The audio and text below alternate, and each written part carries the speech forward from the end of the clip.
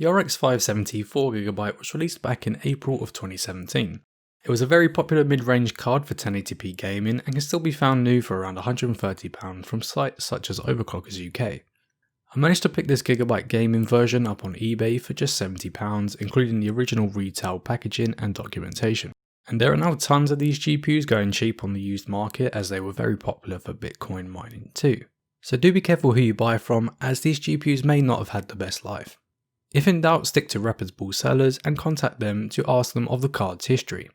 The RX 570 has 2048 stream processors, a boost clock of 1255MHz and 4GB of GDDR5 running at 1750MHz. It's powered by a single 8-pin PCI connector with a recommended PSU of 450 watts. All games were benchmarked at 1080p using my i7 4790K test system, and the latest version of Windows 10 and AMD drivers were installed at the time of recording. So what kind of performance can we expect to get in 2020? So first up we have Red Dead Redemption 2 running on the Favor Performance preset with Ultra Textures.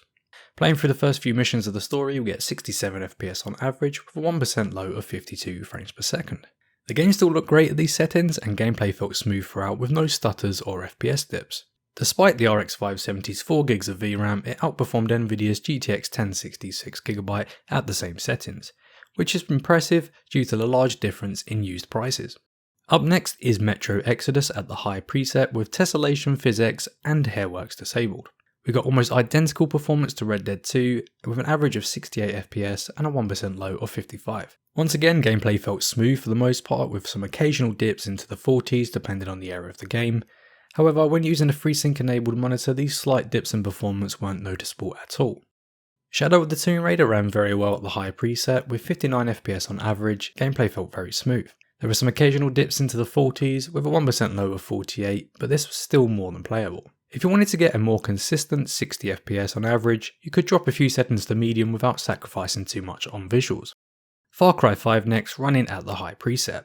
We get a respectable 68 FPS on average and a 1% low of 54. There were some occasional dips in performance with a recorded 0.1% low of 33, but this only seemed to happen a few times during an hour-long gaming session, so for the most part the RX 570 handles Far Cry 5 very well. Moving on to Apex Legends with everything set to high, taking the average across 3 matches we got 84 frames per second with a decent 1% low of 57. Gameplay felt smooth with no noticeable stutters or FPS dips, making for a really nice competitive experience. If you wanted to get closer to the 144 FPS mark, you could always lower a few settings to medium or low for the highest frame rates possible. But for me, 84 FPS was more than enough in this title. And last but not least, we have CSGO at the maximum settings. Granted, it's not a demanding title at all, but it's still very popular. With an average of 190 frames per second and a 1% low of 98, there were no noticeable stutters and gameplay felt buttery smooth on my 144Hz FreeSync enabled monitor. So overall, the RX 570 still performs really well for 1080p gaming even on my aging i7 4790K. And despite having just 4GB of VRAM, for the most part this didn't seem to hold it back at all. This however may change a few years down the line as games become more demanding, so if it's within your budget you're better off going with the 8GB version of this card. But for £70 I'm very happy with this card's performance at 1080p. And it's a card I would highly recommend to anyone on a tight budget. Anyway guys, thank you very much for watching. Let me know in the comments, do you think the RX 570 is still worth buying in 2020 or would you recommend something else? I would love to hear your thoughts down below. Thanks again for watching, leave a like if you enjoyed, and if you haven't already, consider subscribing and turning on notifications.